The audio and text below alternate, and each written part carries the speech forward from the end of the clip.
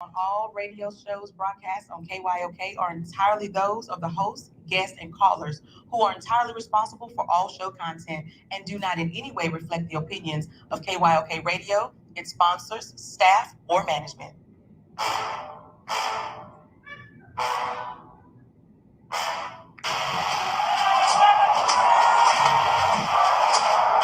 you walk out on that field today, ask yourself this question. What time is it? Game time! What time is it? Game time! What time is it? Game time! What time is it? Let's go! We learn it!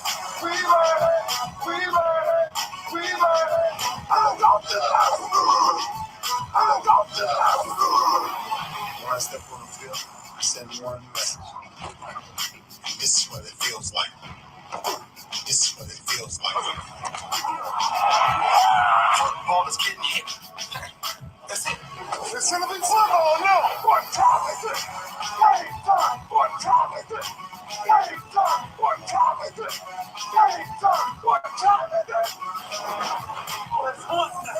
Let's hunt now. Let's go. Let's hunt. We learn it. I'm going to the house. I'm going to the house. We're talking about the Jets like we're talking about the Saints. You know, all this highlight, we the Miami Heat of football. Yeah.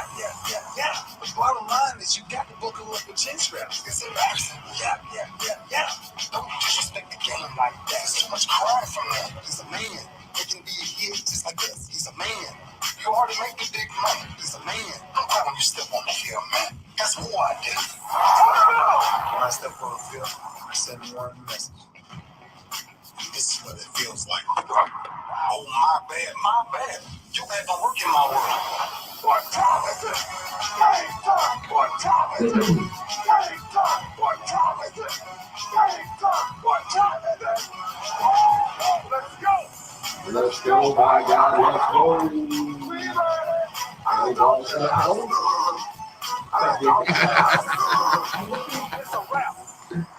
Now, this game is not over. It's just getting started right here on the lunch break on the legendary KYOK and the all-new 92.3 FM. I got to say, Linda J is the absolute best. If you ever tune in to KYOK before I come on, you're going to see Linda J. She does a phenomenal job hosting shows, doing her own shows. And, I mean, when I tell you, she takes care of me in ways she can't even imagine. She always makes sure there's a good pen in the building. She just gave me a great old big old pack, a couple of packs of vitamin C gummies, and I mean I need those. And just great people, just great people. Love the Lord. She love the Lord. She love her pastor, and I want to celebrate Linda J today. So y'all love on her. Y'all love on her.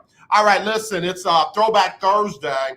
And we got a lot to talk about on Throwback Thursday. Kris Gardner, Houston Roundball Review, is going to be in the second hour as we get ready to, talk about the latest in the NBA. A couple of blowouts last night, and Charlotte went off. What happened with Charlotte last night? I mean, they went off. Everybody and anybody that said anything bad about LaMelo Ball, apologize. Just right now, you look real crazy. You look real crazy right now. Just do not be a hardliner. Do not be stubborn. Do not be silly. Just, I was wrong about LaMelo Ball. Just go ahead and say that real quick. Get that out your spirit. All right, you feel better? Do you feel better? You should. You should feel better after saying that about LaMelo Ball, because that brother is turning it around up there in Charlotte. They are a team that gels well together. Now, they ain't play a whole lot of defense last night, but that offense, good God. All right, and Ben Roethlisberger has called it a career. Ben Roethlisberger retiring from NFL football. Pittsburgh knew it was coming. It was rumored, and he started to talk about it as if it was going to happen over the last 2 weeks of the season, throughout the playoffs, and made it official today. All right, Denver got their head coach. Denver has their head coach. They hired Nathaniel Hackett, offensive coordinator in the league. They hired him as their head coach. And it looks like Chicago is going in a different direction than what I was told. I was told pencil in Jim Caldwell in Chicago. Doesn't look like that's what's going to happen. So we'll talk about all of that today on the lunch break on the legendary KYOK and the all-new 92.3 FM. If you want to get in, 281-453-1000. That's 281-453-1000. You can text me 832-403-5005. If it's a good text, I'll read it on the air. If you're talking crazy, thank you. That'll be between you and me. And then you can always email me, aj@kyoksports.com. That's aj@kyoksports.com. Right here on the lunch break on the legendary KYOK and the all-new 92.3 FM. Be right back right after this. Life can be full of risks. One thing you shouldn't take a risk with ever is your family's health insurance. If you're self-employed or you now need affordable health insurance, you need to make this free call right now and see how the Health Insurance Helpline can help you get it. We specialize in helping the self-employed and people just like you that need affordable health insurance to get it. We have short and long-term health insurance plans, and some even cover dental, vision, and prescription drugs. Don't take a risk with your family's health insurance. It's not worth it. If you're self-employed or now need affordable health insurance, call right now and learn for free how to get it. Listen, affordable health insurance plans for everyone just like you are a free phone call away. So give us a shout right now. 800-472-5145. 800-472-5145. 800-472-5145. That's 800-472-5145. The legendary KYOK 1140 AM and 92.3 FM. The legend continues.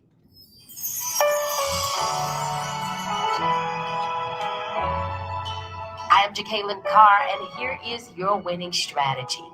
The angel of the Lord appeared unto Samson's parents and gave instructions that the razor could not come upon his head. His mother and father had to hear God for him because as a child growing up, he was not able to understand the mandate that was over his life.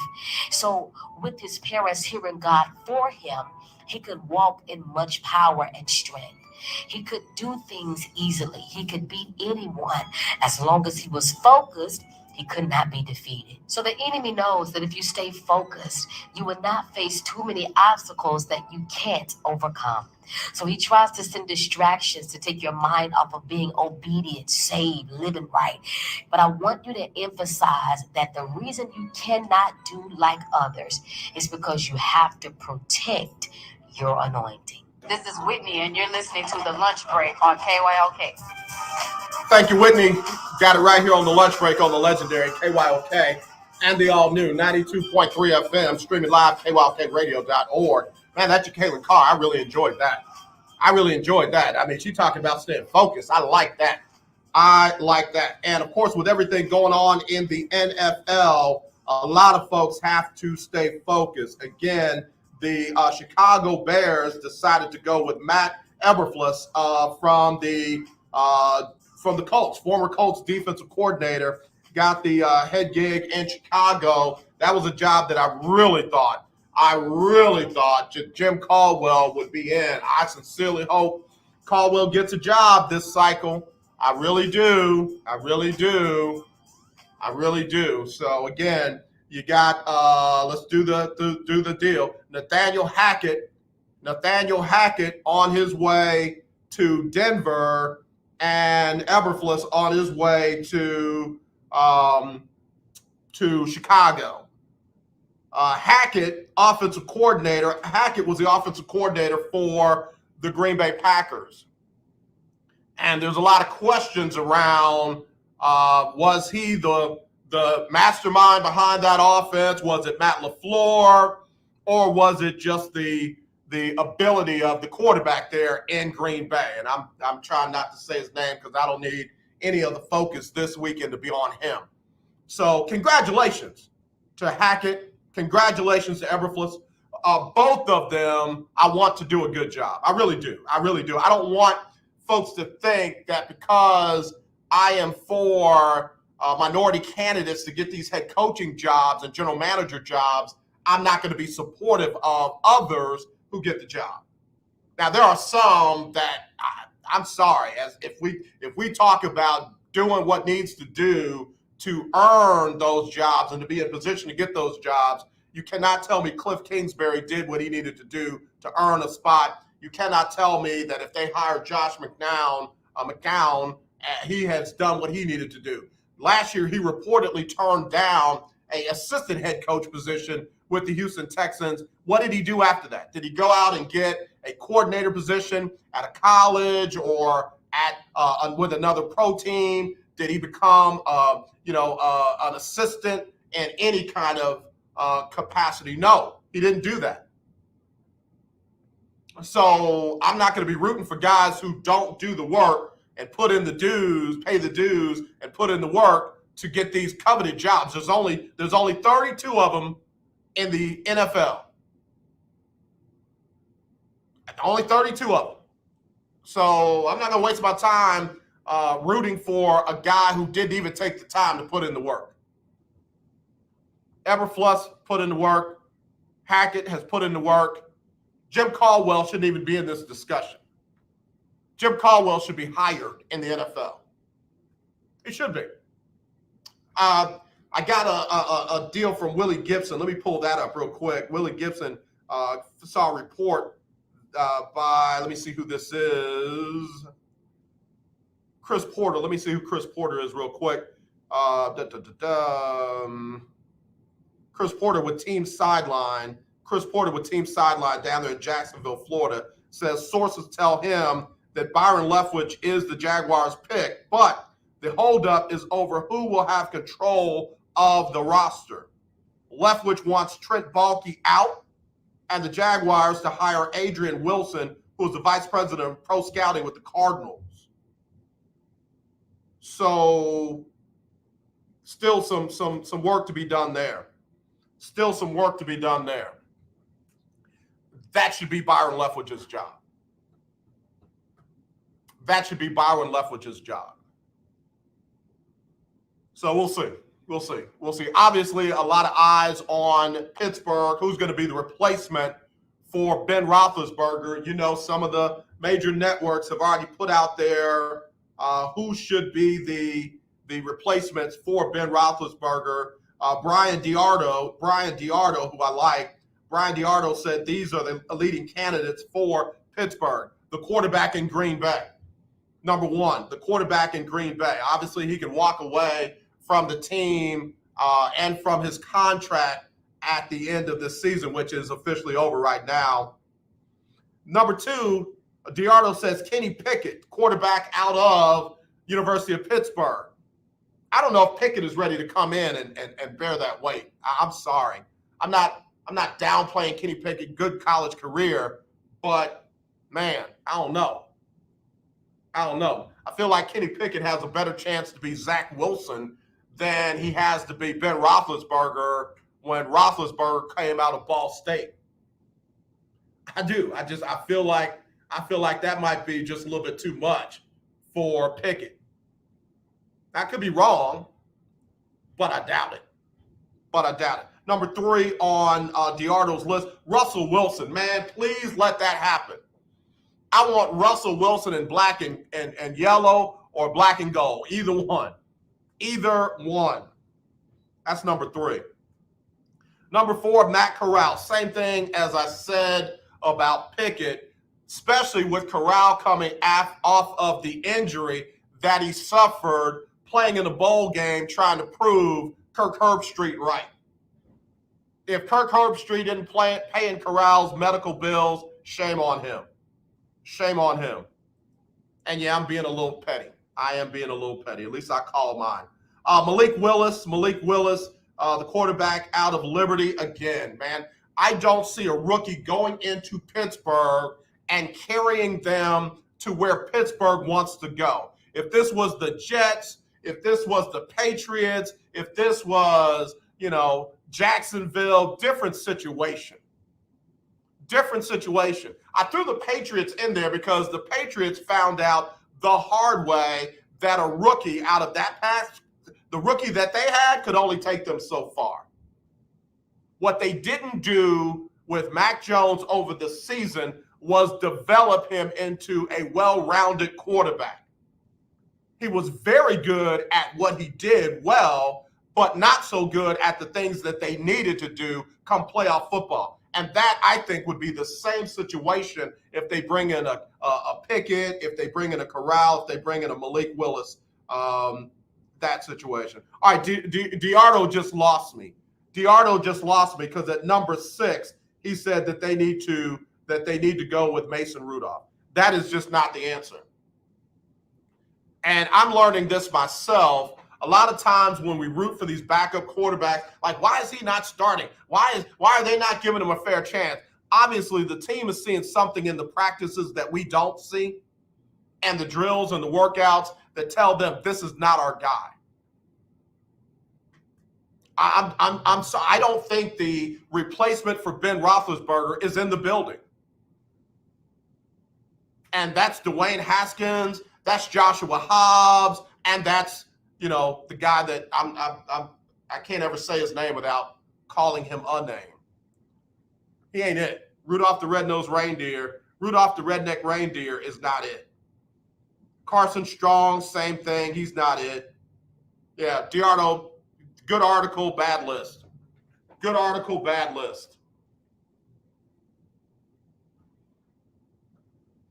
Oh, we'll see. We'll see. Let me take a break. Throwback Thursday. If you want it, 281-453-1000, 281-453-1000. Text me, 832-403-5005,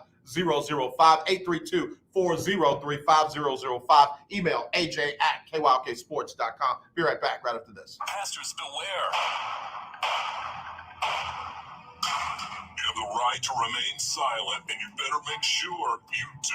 Trustee, the IRS can take your church and personal bank account if you're not in compliance. There are new IRS laws regulating pastor appreciation and anniversary love offerings. The Clergy Tax and Law Seminar is coming to Houston Wednesday, February 9th at the Doubletree Hobby Airport. A special DVD is available for free if you call right now, 800-344-0076. That's 800-344-0076. You must attend this Clergy Tax and Law Conference. Call now, 800-344-0076. That's 800-344-0076. Or go to cmtc.org. Dr. Michael Chitwood is coming to help you. Call now, 800-344-0076. That's 800-344-0076. God cannot bless a mess. Get your house in order.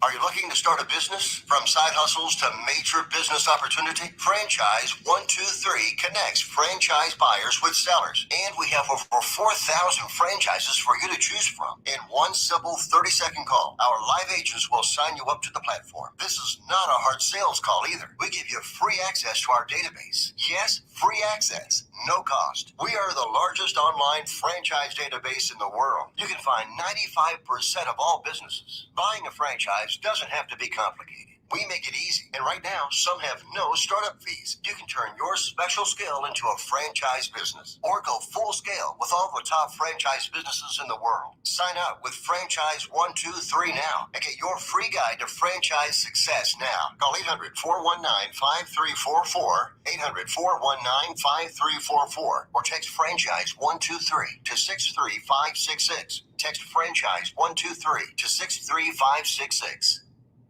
The legendary KYOK 1140 AM. The legendary KYOK 92.3 FM. Radio stations in one. Talk with your boy, Diddy Blackshear, every Tuesday from 10 to 11 a.m. on the legendary KYOK 1140 AM and 92.3 FM. See you there. Hi, I'm Larry Scott, host of the Not So Christian and Me Show. Join me Saturdays for great fun, interviews, music, and the latest news surrounding our world today. We are the show that cares to hear your voice and opinion with real conversation in a no judgment zone. So join me Saturdays from 1 to 2 p.m. on the Not So Christian and Me Show, right here on the legendary KYOK Radio, 1140 AM, and the all-new 92.3 FM at kyokradio.org. You're listening to the Lunch Break on KYOK. You heard? All right, I want to thank the ladies of Texas Southern University, the Lady Tigers, for that drop right there. They're starting to put together a couple of wins. Happy for them. I know they've been trying to, get over that COVID hump. So yeah, be talking about them a little bit later on as well. It is the lunch break. It is Throwback Thursday here on the show. Got a lot of folks talking about Ben Roethlisberger retiring. Let me just say this to JB. Ben Roethlisberger is going into the World Hall of Fame. Ben Roethlisberger is going into the Hall of Fame. He will be a Hall of Famer. Don't have to like him. Don't have to like how his career ended, but there was so much done in the early part of his career that sealed the deal for him. He's going in. He's going in. It'll happen. So, there you go. For me, now I'm not a voter or anything like that. For me, if I got to wonder if a guy's a Hall of Famer, he's probably not. I don't wonder about Ben Roethlisberger. He's a Hall of Famer. He's a Hall of Famer. I mean, when you look at what he did at the beginning of his career and then what he did over the gist of it, he's the one quarterback that covered the last of the coach before Mike Tomlin, and he was part of every single one of Mike Tomlin's winning seasons. He's going in. He's going in.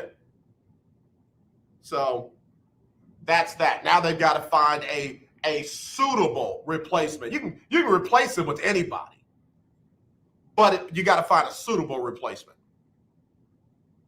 I think their running game is locked down with Najee Harris. They obviously got a couple of the best receivers in the game, tight end for the most part. That offensive line was young. Those are called growing pains. That offensive line will get better with time and experience. I think Pittsburgh will be fine with the right quarterback. I don't know if a rookie's it.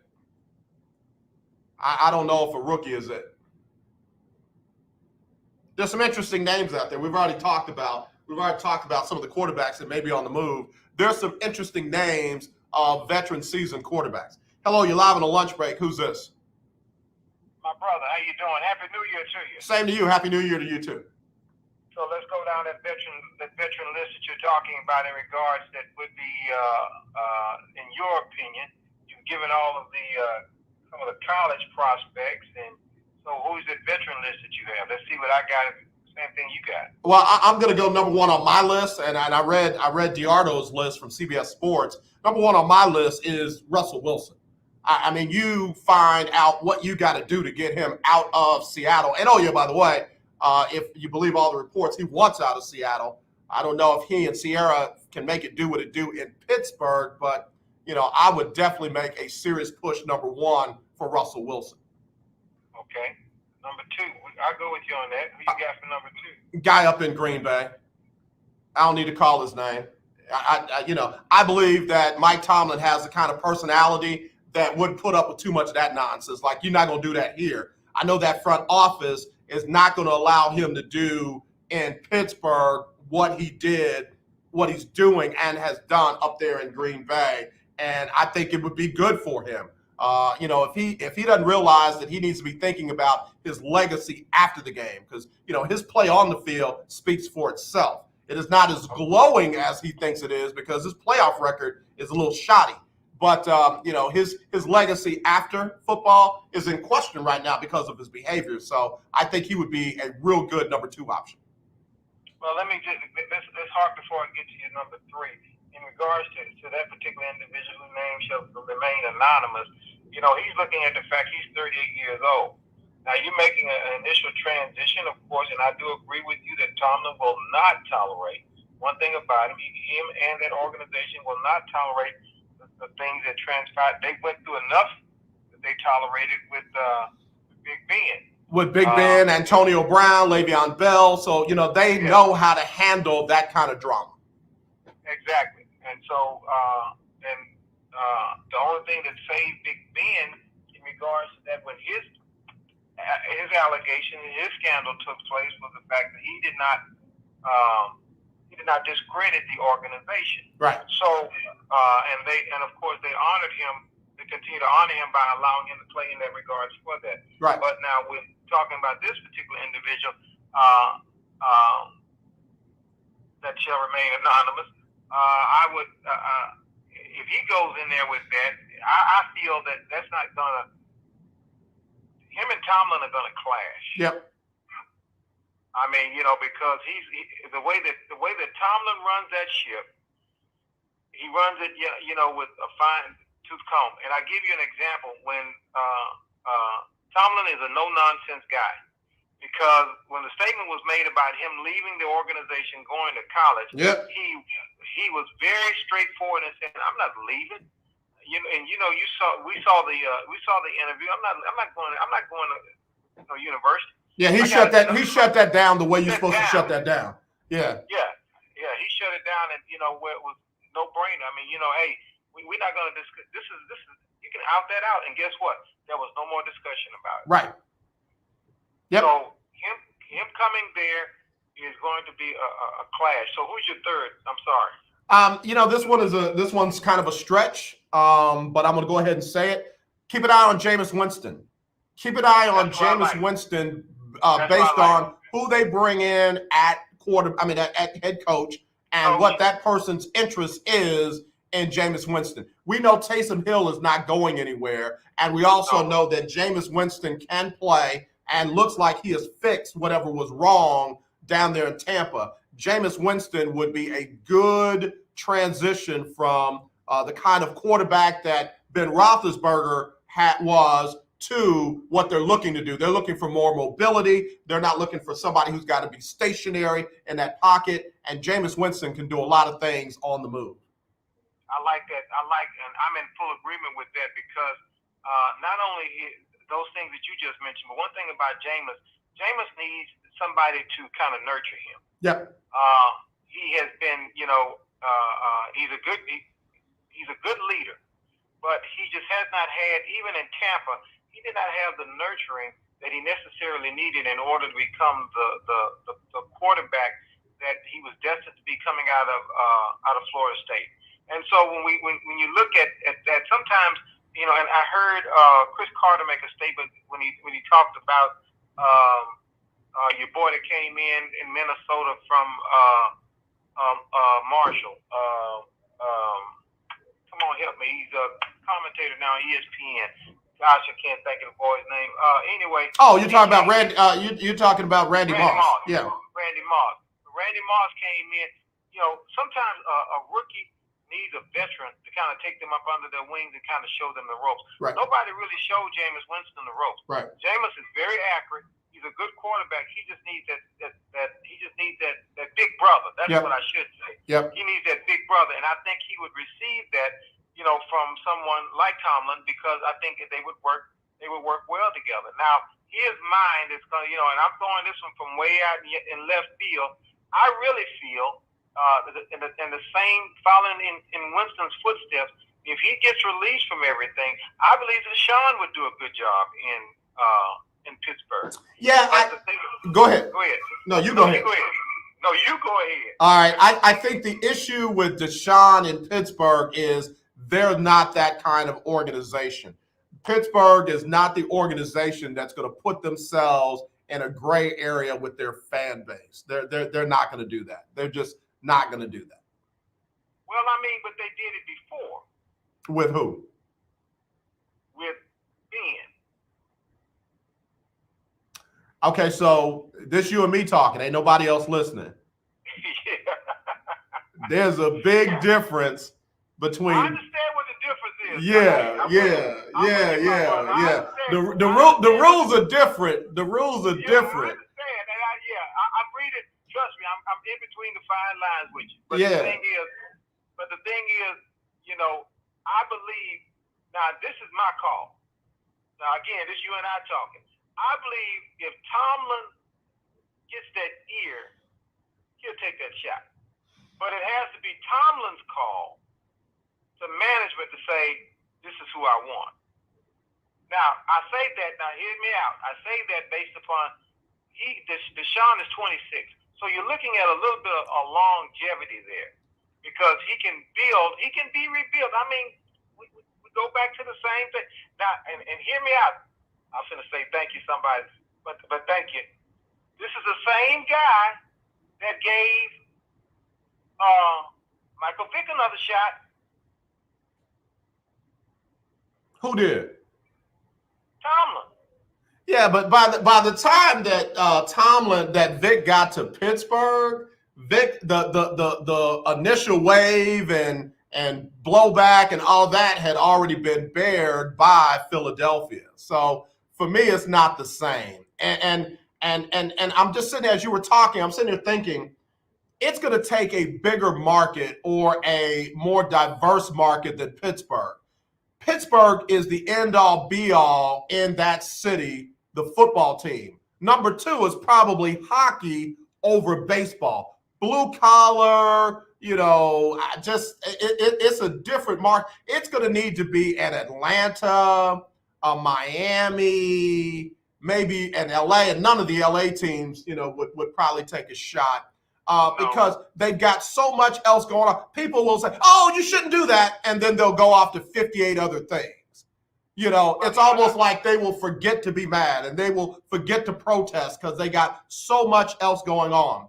A small market like that, they could do it, but they got to be committed to doing it. And I don't know if Pittsburgh would be committed to doing that with Deshaun. And because that's where I've been. I've been in Pennsylvania for the last 3 months. Yeah. And so I've been in Philly. I was going to say, Philly and Pittsburgh are night and day. Night and day. Two different. I mean, and everybody up in that particular area, as well as you do know, coming from the Midwest, they are diehards for their team. Right. And so their thought processes are totally different in regards to and I will agree with you, a LA franchise will, West Coast franchise will not take a shot on, not take that chance. And the thing is that, yes, it's going to have to be something, and I don't think Miami is willing to take a shot now because they, I think they're going to stick with what they have. They're going to build around it and see how it works. Now, maybe if it does not manifest, and that's because they made a good run towards the end of the season. They took a shot. They almost, they got where they closer than what they expected. They were able to, do some particular things that they really were counted out at the beginning of the season. But when Atlanta, I don't really see, because and I hear what you're saying. It has to be somebody that that has the gall enough to say, okay, let's do this and let's go this particular direction. Because just like the last report that came out with the Giants, everybody in the league knows the Giants need a quarterback. Jones is not the guy, but yet and still he is not the guy. But yet and still, management, and this is the thing that I want the listeners to understand. Brown will not get another shot at another team. I don't care how good of a player you are. When you receive that scarlet letter on your chest, it has to be somebody in management that will say, you know what, I'm going to take this scarlet letter off because this kid is good, or this kid deserves another chance. This kid deserves another opportunity. He just made a mistake. Let's move forward. In that regard, that's my thinking. If you got Giants administration saying we're not going to do it, I don't care what you say, and I know we're hurting, but they'll go look somewhere else in order to make it happen. Yeah. Same thing that's happened with not Jameis Winston. The same thing that's happened with your boy in Carolina. They took a shot because he had been there before. Cam Newton. But he's not. That's the end of that story. That's going to be the end of that story. Yeah, no, I agree with you on that. And I had to admit it myself that the Cam Newton that I want is gone. And again, now I'm not saying he can't bring it back, and I'm definitely not going to be the one to call somebody's career. I'm just, in my mind, I'm settling with the fact that the Cam Newton I want is gone. But I'll also say this. With Miami, pay attention to who they bring in at head coach. If Miami brings in Jim Harbaugh, who Stephen Ross is friends with, and Harbaugh says, I want Deshaun, they're going to get Deshaun. I'll get Deshaun. They're going to get Deshaun, and they'll do whatever they got to take to get it. Because Stephen Ross knows that Jim Harbaugh, with the right quarterback and the right situation, can get the job done. Now, and I have to agree with you. Plus the other thing, I like your OC, and I heard you mention something in regards to him, Leftwich out of Tampa Bay. Yep. I think he's proven himself where he's been at Tampa Bay, but the key to him has been, of course, his quarterback.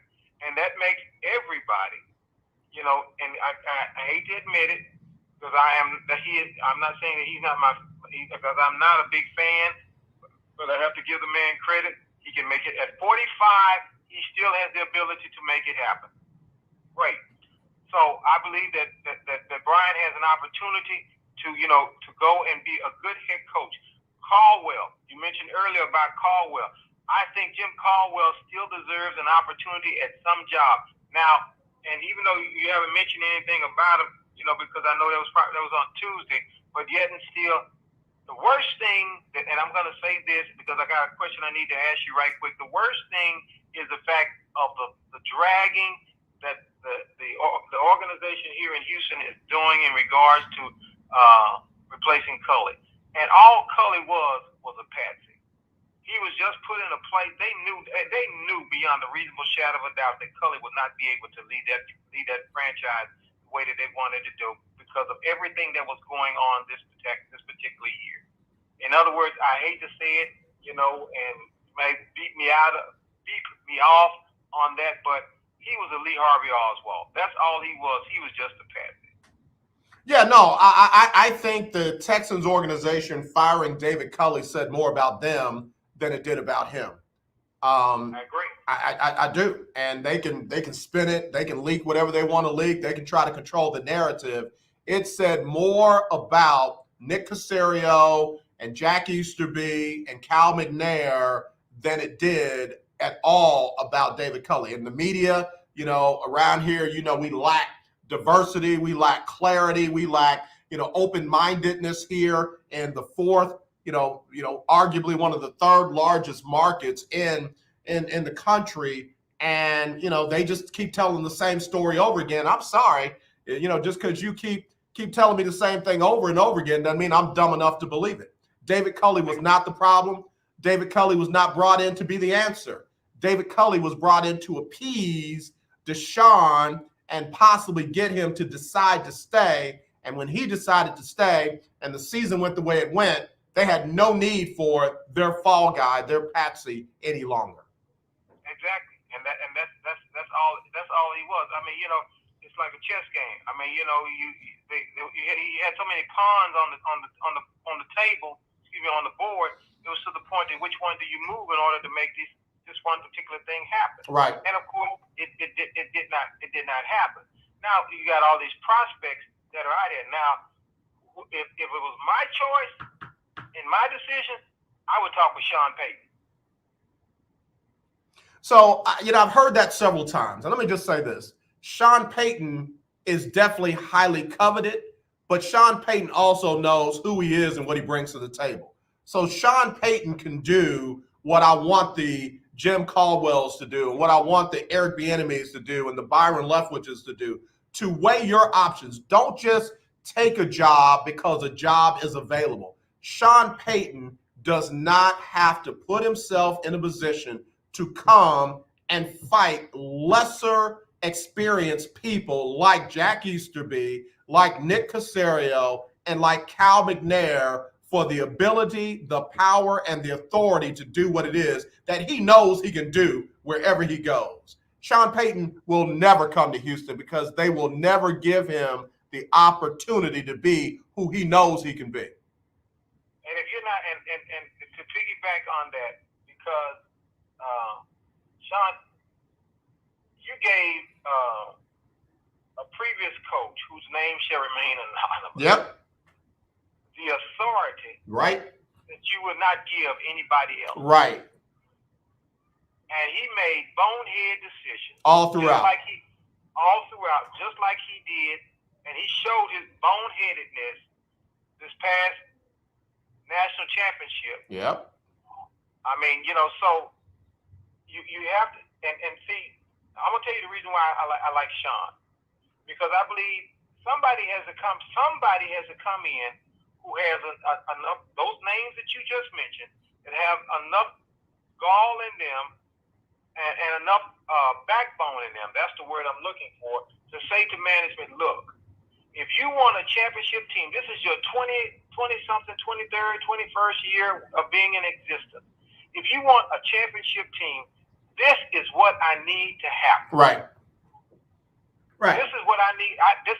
And I can have the greatest coaching staff in the world, but if I don't have control to select and choose whom I need in order to put this franchise together, let me tell you the thing, and I know we're running out of time because you got your boy coming in just a few minutes. The thing that hurt Sean this year is he did not have a Drew Brees.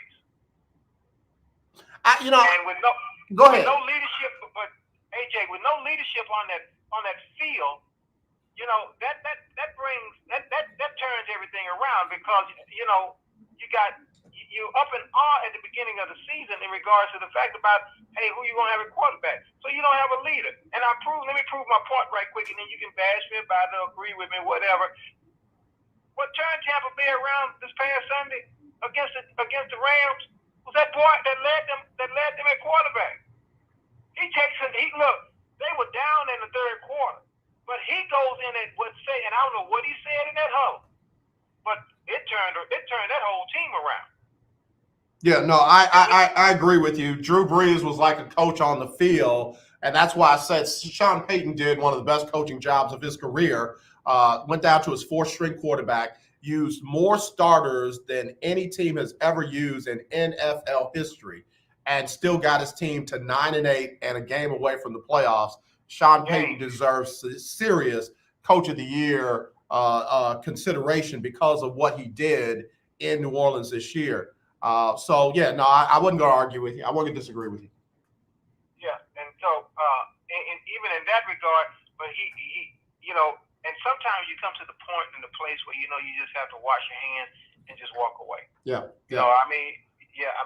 It's to the place where you say, you know what, I've done all I can do. I can't do no more. Yeah. Defensively, that's the thing that really kept him alive, in my opinion. He's always had an awesome defense. So, work towards that right quick. Your pick. I know you're a Cincinnati kid. Do you like them Sunday? No, I got Kansas City. Okay. Why you not going with ball on them on Sunday? Well, let me just say this. I won't be surprised if Cincinnati wins. I definitely won't be disappointed because they're playing with house money. They got nothing to lose. And we've seen that Joe Burrow has the kind of whatever it is to come back from all kinds of disappointments. 9 sacks, and you still get your team in position to win the game, and y'all win the game. Bro, let me tell you, nobody will dance in the streets like I will if Cincinnati wins that game. I got Kansas City, though. I got Kansas City because Kansas City has a dude at quarterback who's heading to his fourth straight AFC Championship game and possibly his third Super Bowl in 5 years. I don't like to compare people, but that's Tom Brady-esque. So until you beat a Tom Brady, until you beat a Pat Mahomes, I'm not going to help you try and go against them. Them cats just know how to win, and I feel like even if it's a close game, Buffalo, even if it's a toe-to-toe, even if it's a knockdown drag-out, that's the dude that some kind of way finds out how to come out on top. That was a total disappointment because Buffalo had that ball game. Well, they had it until they didn't have it. Until they didn't have it, I will agree with you that the Bengals are playing with house money. They really don't have anything to gain except another chance to go to the ship. Yeah. And but here's my thing: the hungriest will eat. Who's ever the hungriest, they're gonna eat. Okay. Now, that's the same thing I'm saying. I wouldn't bet against Cincinnati. I'm not going to bet on Cincinnati. There you go. Okay. I hear you. But I will, and I'm not going to even bet on Frisco because Frisco's been riding on coattails all year, ever since they got to the playoffs. Bruh. Ever since they Rams in Los Angeles, and they're going back again. So this is, correct me if I'm right, if I'm wrong, this is the rubber match, right? Yep. No, they've beaten the Rams. They swept the Rams this year. Okay. So are you looking for a third? You think they're going to be a third? No, I'm not. Somebody told me that they're 6-0 against the Rams. No, Rams ain't gonna let that happen. No, I mean if they play like they did, but see, there was a leak in the building in the fourth quarter, and there was a leak in the building in Lambeau Field, and they got through. They put that eye of the needle through it and threaded it and came out on top. I don't know, but Shanahan them. It's hard to say, AJ. I mean, that's one of the great things I think about this particular AFC NFC championship. It's kind of hard. I'm not looking for a blowout in any game, but I am expecting some exciting football. Yeah, you and me both. But I got to go, brother. I got a commercial to play and Sybil Wilkes to get on. But it's always good to talk to you, DB. Appreciate you, man. All right, likewise. All right, brother. DB Cook, one of the best in the business. I mean it. I'm telling you. Brother is legendary. So, listen, we got to get Sybil Wilkes on. We got to get a quick commercial in for one of the new shows in the KYOK family. Let me go ahead and do that. We'll be right back with more right after this on the lunch break. Hi, this is Candace Houston. Tune into my new radio show called Candid Plug every Saturday from noon to 1. We will have engaging conversations on current events, topics that affect the community, and religion. Join me each Saturday from noon to 1 for my new show called Candid Plug, where you plus me equals us, right here on the legendary KYOK 1140 AM and streaming live on KYOKradio.org. It's Sybil Wilkes with what you need to know. Today is Thursday, or as I like to call it, Friday Eve, January 27th, 2021. Number 1. It wasn't a question of if, but when Supreme Court Justice Stephen Breyer would announce his retirement. The guessing game came to an end Wednesday with word that the 83-year-old justice will indeed step down. The upcoming vacancy on the Supreme Court will be the first opportunity for President Biden to make an appointment and make good on a campaign promise. During his 2020 presidential run, Mr. Biden committed to nominating a Black woman to the nation's highest court. Number 2. Black lawmakers walked out in protest last week and withheld their votes as the Mississippi Senate passed a bill that would ban schools from teaching critical race theory. The state superintendent of education has said critical race theory is not being taught in Mississippi schools, and legislators have offered no evidence to show how it is. The bill passed 32-2, with the only 2 votes against the bill coming from the white Democrats. Number 3. The Biden administration is formally withdrawing its requirement that most workers be vaccinated or regularly tested for COVID-19. The Occupational Safety and Health Administration confirmed the withdrawal Tuesday. The agency said it is still strongly encouraging workers, however, to get vaccinated. Number 4, a corrections officer in Georgia filed a lawsuit against Walmart saying he was racially profiled when he was mistaken for a known shoplifter. David Connor said he was shopping for homewares at a Fayetteville Walmart when he was misidentified by store employees as someone with the last name Wright. Mr. Connor said after a Fayetteville police officer confronted and handcuffed him in the store, he provided the officer with 2 pieces of identification. He said officers refused to release him, however, and he had to wait until investigators called someone familiar with the case before he was set free. Number 5, Check In and Check Up for Your Health is a weekly feature presented each Thursday on It's Sybil on our streaming platforms. We're joining forces with professionals on the pathway to make physical and mental health a part of our daily lives. The purpose is simple: promote greater health awareness for Black folks to eliminate the health disparities that currently exist in our communities. Find out more information in today's newsletter. Here's your daily inspiration from Yogi's Jewels. Situations and circumstances will surely change. Good friends will remain.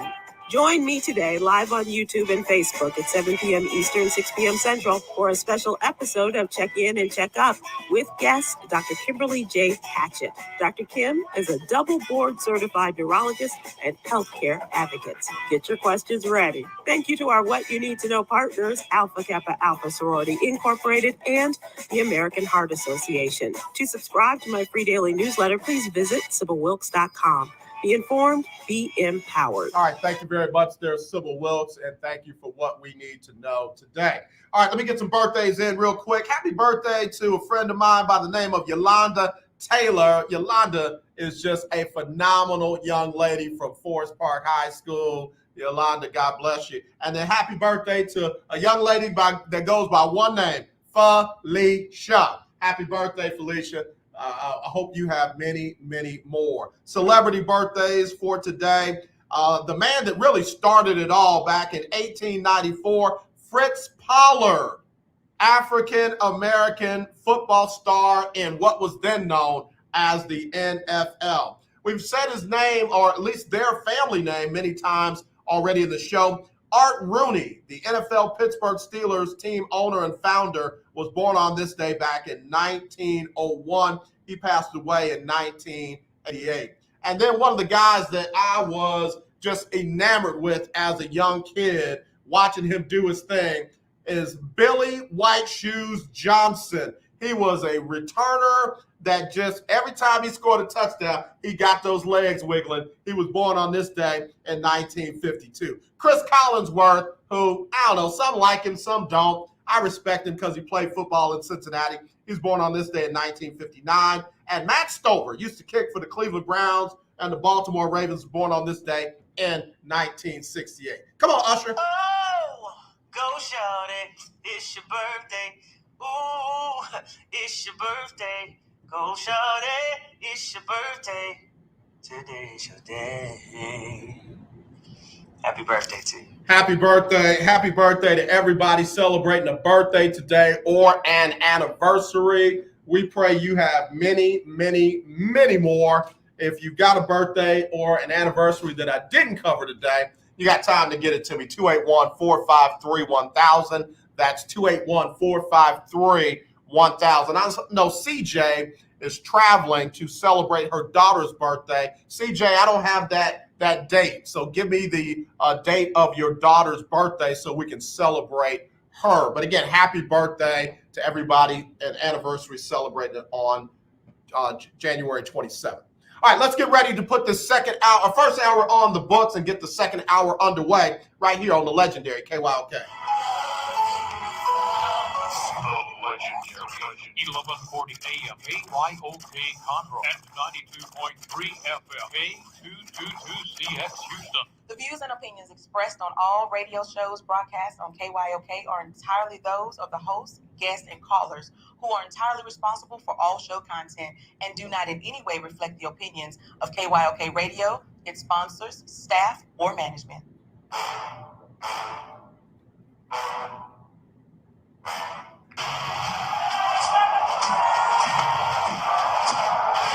Walk out on that field today. Ask yourself this question. What time is it? Game time. What time is it? Game time. What time is it? Game time. What time is it? Let's go. We ready. We ready. We ready. We ready. I'm going to the house. I'm going to the house.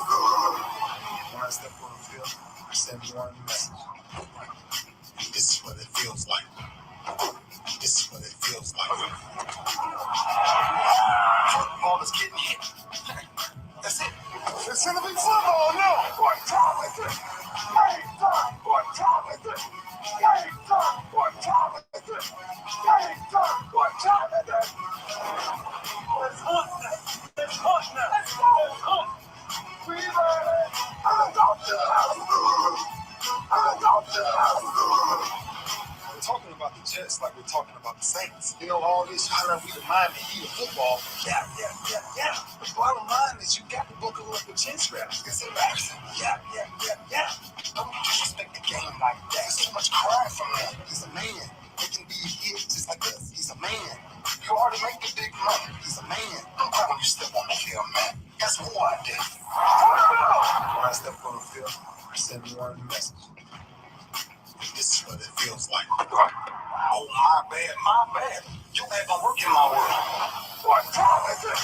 Game time! What time is it? Game time! What time is it? Game time! What time is it? Oh, let's go! Let's go! Let's go! We ready? Let's go to the house! Let's go to the house! It's a wrap. Game over. Nope, game is not over. In fact, that's his first hour on the books, second hour underway here on the legendary KYOK and the all-new 92.3 FM. We're streaming live on kyokradio.org. So we're also streaming on YouTube. We're on Twitter. We're on Twitch. And we are on Roku TV. That's right. If you got a Roku streaming device, all you got to do is download BS3 TV, Ben Sutter III TV, and guess what? You'll find us right there in the middle of some great shows. I want to thank Al High from the Casual Highlight for coming on yesterday with the historic Kim Y. Davis from Chalk Talk Sports. And, you know, it's always good to have my brother like no other, David Grubb, host of Heart in the Paint, on the show. Yesterday's show meant a lot to me. Today's show is just as important and just as good. So it's Throwback Thursday. Again, some of the news. The Bears have hired the defensive coordinator of the Indianapolis Colts, Matt Eberflus, as their new head coach. The Broncos have hired the Packers offensive coordinator, Nathaniel Hackett, as their next head coach. And Ben Roethlisberger has called it a career. One of the things that I did not talk about in the first hour that I don't know how Cowboy fans feel about it, but it looks like Dan Quinn is going to stay on as the Cowboys defensive coordinator. And I believe he's doing that with the opportunity to possibly becoming the head coach if they are unable to get Sean Payton in the building. So there will be continuity with Dan Quinn staying on as the defensive coordinator. Question is, what's going to happen with their offensive coordinator, and will he go on to be the next head coach somewhere else? All right, without further ado, let me get the man with the plan in. I got to get him in because I got a lot I want to talk about. You know him. We got to call him people on him because he tall, he light-skinned, he good-looking, and he know more basketball than most, and he also brings it in a way that folks only wish they could. It is the founder, the creator, the man, Mr. Houston Roundball Review, local name, global perspective, Kris Gardner. What up, Dodo? How you doing, brother? Thank you for having me once again. Welcome, family. Welcome, me family, to y'all. How y'all doing? Let's get it done, baby. What's Keith, up? How you doing, Keith? What's up, man? Yeah, Keith loving it, bro. Keith is loving it. My stuff ain't working, man. I can't get my drops and my jingles and all that to work. How you doing, first of all, man? What's going on? What's going down? I wish I were a better salesman, brother. Real talk, because that's what I'm looking forward to get these 3 live streams rolling for 2022. Yeah, but working forward, man. I got approved for the Final Four, men's and women's Final Four. Houston Roundball, if you got that, as well as the Super Bowl. Do what I do, man. You and interview Moore. You on with Mr. Moore. Mr. Moore he produced his first show. This Sunday had you as his first guest. He did solo. So we're branching out, man. Roundball, you going all over the place. Man, I didn't realize that was his first self-produced show, man. Yes, sir. Look, I would have made it a little bit harder on him if I'd known that, man. I'd have cussed right in the middle of the show or something like that. Make him have to find that drop button. He might have been good with that, man. You know, AD, he's not that particular. So, you know, yeah. Well, man, there's a lot I want to talk to you about, man. Let's before we even get started, the Charlotte Hornets went off. It sure did, man. 158. 158, like 87 at halftime. And it wasn't against the Rockets, AJ. Bruh. Not too soon. Was it against the Rockets defense? Not too soon. So listen, man, I said anybody that said anything bad about LaMelo Ball, I gave them a fair opportunity to just apologize, man. Take it back, realize you was wrong, get that off your chest, man. Don't carry that with you to the grave. Young fella's shining. He's the best of the three brothers. Well, he's really the most fun of the three brothers. Yeah, most fun, because I got to tell you, I like Lonzo. I like his game, man. And, when healthy, he's a great fit up there in Chicago. Both of them have matured. Yeah. They've done a good job of keeping Pop quiet so they can focus on their NBA careers. So salute to both of them for doing it. And instead of tossing a rock at the Rockets defense, I should also toss a rock at it wasn't against Sacramento. So because their defense has been atrocious most of this season as well. So, yeah, but 158, that's a lot of points, man. That's a whole lot of points. Yeah. Ball had a triple-double in the win. And again, he makes people on that team better around him. And that's what you want a quote-unquote point guard ball handler to do. Make the other folks better, and that's what he does so well. He does, and as an old school guy, sometimes his three-point shot selection makes my eyes cross, but that's his style of play. His coach is good with it, so they have fun, and they'll be a fun team in these playoffs, man. Yeah. All right, you talked about the Rockets. Let's get to their fiasco against the Spurs. They got blown out, 134-104. And, there's just not a whole lot you can say about it. Christian Wood looked sick in that press conference after that game. And I don't mean sick like he didn't feel well. He's like, man, we stunk it up out there. Yeah, he talked for all of about 55 seconds post-game because there wasn't much to say. BS3 Network, what's up, man? Hey, yeah, that's been got your man on there. Man. I need y'all on there. No, we've connected. I just let him know I'm getting back to what I mentioned earlier, trying to get these advertisers and stuff because I got plans. I want to be part of the network too, man. I got plans to broaden out the Roundball view and all 3 live streams. I want to get more live streams. Let me tell you this and put it out there for you and the family. People. I don't know. And get back to Rockets' poor defense and quickly. I would like the Houston Roundball view. I don't know if people know it on YouTube. There is something called the Field of 68. It's national college basketball, but it's mostly men's basketball where the reporters, a lot of national guys have teamed up to do YouTube streaming shows with a national college slant. Mm-hmm. I want to get us to do that with a local college slant because sometimes they have players on from games at night after like a team from, let's say, Jaden Ivey and Purdue won. They get Jaden Ivey on like an hour after the game's over with, to talk to them as a show, part of their, what do they call it, after dark kind of stuff. Right. I like to be part of that locally. Talk to PV and TSU kids, the coaches, or whatever. Something like that from a local slant. Get that going. But ideas are good. It's a start, but it got to get some dollars to make it happen. So yeah. But they're back to Christian Wood and the Rockets. I was disappointed in the effort, in the loss by 30, gave up 134 to the Spurs because the Rockets had played so well on the recent 5-game road trip. They had showed signs of the light clicking, light coming on for the youngsters and getting the importance of playing defense, being on the same page, communication-wise, talking-wise, defense, all those things. And then to come back home, yes, I know, been around the game a long time. First home game after a long road trip. You have some bumps in the road. Come on, man. 134 to the Spurs. Man, come on. Yeah.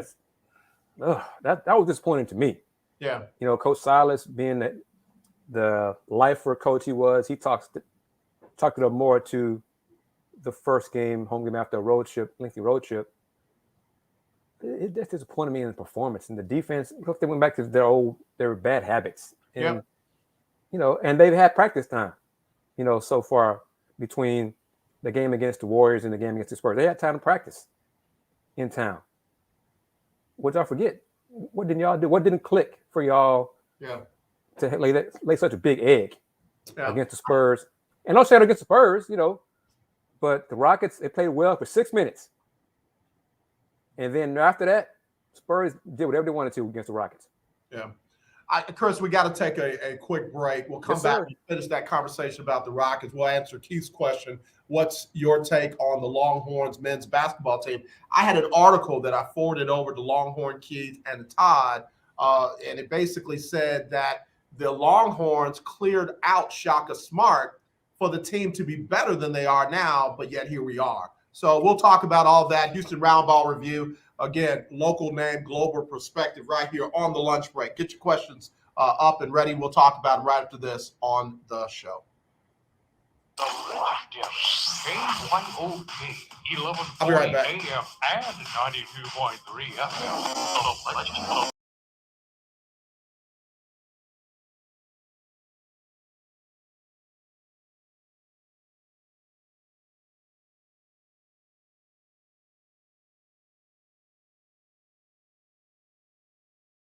Be hard-hitting and informative, talking about national and local political issues of the day, week, and month. Interviews will be with pastors, community leaders, elected officials, and political operatives. You know, Clyde, a part of our responsibility is informing the citizenry and give them power to the people. That's right, Trey. We're asking that you listen in on 1140 AM, 92.3, or streaming on KYOKradio.org, Thursdays at 10 a.m. Got to give the people what they want. This is Irma J from Internal Revamp, and you're listening to AJ on the lunch break. Thank you, Irma J, right here on the lunch break on the legendary KYOK and the all-new 92.3 FM. We are streaming live, KYOKradio.org, and we're on YouTube. We're on Twitter. We're on Twitch, and we're on Roku. That's right, man. Download that Roku on your Roku streaming device or your Roku app. Download BS3 TV. You'll find some great shows, and then you'll also find the lunch break. So I'm glad to be in the number. So talking about the Rockets defense, let me ask you this, Kris, because you follow them far more than I do. Do they not realize during the game that they're slacking up on defense, that they're not helping out, that they're not switching, they're not doing the little things that make defense work? How do you play 48 minutes and not realize that, man, our defense sucks right now? That is a great question, my brother. And if I had the answer, I would tell it to Coach Stephen Silas. Yeah. Because it's a mystery. And I'll say this to you and the listener, the family. We've seen them do it, play good defense, great defense at times this season for possessions, quarters, halves. So you can do it. Yeah. We've seen it. I want you to do it again. Yeah. I want you to do it game in, game out, quarter to quarter, half to half, game to game. Yeah. Because I've seen that you are capable of doing it. So when you don't do it, that's what upsets me. Yeah. As an old school defense first person. Yeah. So I'm really hard on teams and players that just don't seem to click defensively. So they're young, and that's part of it. It's part of it when you're not sure of how to defend or where you're supposed to be, in certain alignment situations, drop coverages, angles, techniques. Okay. But too many times for me, the Rockets fail to get back in transition defense. Right. Because of their turnover. So that's also part of it. But not getting back in transition, that's effort. Yeah. Okay. That's not know-how. You shouldn't need your coach to tell you to bust your behind back on defense. Yeah. So that I have a major problem with. Like youngsters new to the pros, okay, there's some things you just don't know yet. I understand that. But if you don't give maximum effort all the time, that had nothing to do with you being 19 years old. Right. At 19, you should have a lot of energy. You should have, all that kind of stuff. Willie Gibson, I got more for FTSI. Willie, don't worry about that, man. Folks Talking Sports tonight with Willie Gibson and James Mueller going to fill in Hey, for wait a Andy minute, Hernandez. wait a minute. Tell Willie Gibson and the rest of your squad over there on Folks Talking Sports, FTS, don't be trying to come on my show and half give it. Yeah, You Willie give it just bumped. He just bumped. Overflow Keith and Ben's questions. We're gonna get to Keith and Ben's questions right now. But yeah, Willie, we got our own show to talk about that kind of stuff too. Oh my goodness, man! I'm gonna start banning y'all for the show, man. I'm gonna call my people, tell them to call your people, tell you can't come on no more. Willie, I'm mad at you. I ain't ordering them Girl Scout cookies now. Oh yeah, speaking of that, yeah, man, where's my order gonna come? Yeah. Listen, you about to make me a big order, as my tax man used to say. I'm about to secure a bag, man. I'm about to get a bag full of those Girl Scout cookies. Sack full. What you try? Hold on, man. I got to take care of some business. Oh, I haven't wrote them down yet. I took pictures of them. I will send you the pictures. Okay. All right. So about to get in trouble, man. See, fooling with you. Don't do that. Yeah, don't do that. Fooling with Don't get in you. trouble. All right. So anyway, to the Longhorns. Let's go ahead and jump over to Keith Hennick's question, because I want to leave the Rockets alone for a minute, because I'm with you. Defenses want to. Yes. Defenses want to. And now I understand why some of these coaches don't play some of the young, quote-unquote, star players, because they might not be doing the little things well. And that's like getting back on defense and switching and helping and staying with your man and that kind of stuff. Boxing out, those kind of simple things. I'm not even talking about the hard sets and the hard matchups and that kind of stuff, man. I don't know, man. I was extremely disappointed the other night with the Spurs as well. But look at Keith Hennick's question and tell me your thoughts about that. I'll go back to what I said. It's taken longer, probably a little bit longer than I even thought, that all these transfers would gel and mesh for Chris Beard and the Horns. Talent is there, but I said it, I think, back in November. Many of these guys are transfers. They transferred from losing programs. So in some cases, if you transfer from a losing program, maybe you were part of the problem that team lost. So now, that's a serious statement. That's a serious, so that could be a part of it as well, because if you are the leading scorer on a team and that team still loses a lot, well, what is that saying about you? Right. So that's part of it. And Chris Beard is not for everybody. His personality, coaching style, philosophy is just not for everybody. Right. So that's also a part of it. So talent, meshing, defense, not consistent shooting, a lot of pieces. And also some of the transfers, the guys who did stay, look at some of these transfers like, yo, man, I was here before. You got to get in line kind of stuff. So it's all different possible. And of course, one last thing is the hype.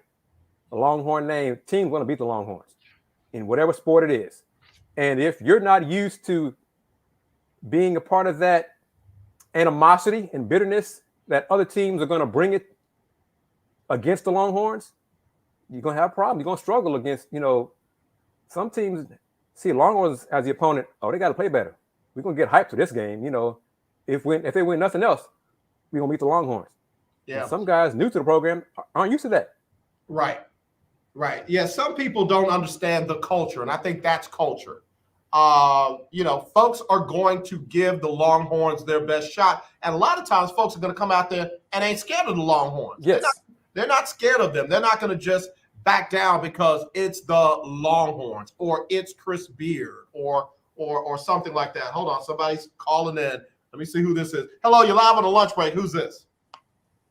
And they hung up. Okay. Call back if you really want to talk. Mr. Gibson, if that were you, call back, sir. Yeah. Say it from your chest, too. Say it from your chest. I know he want to talk about them Girl Scout cookies. We done called him out. He want to talk about them Girl Scout. Call back. Oh, here that probably is him, because here they is. Hello, you're live on the lunch break. Who's this? Longhorn Keith, man. How are you? All right, Longhorn Keith. How are you? How are you, Longhorn Keith? Cheer up.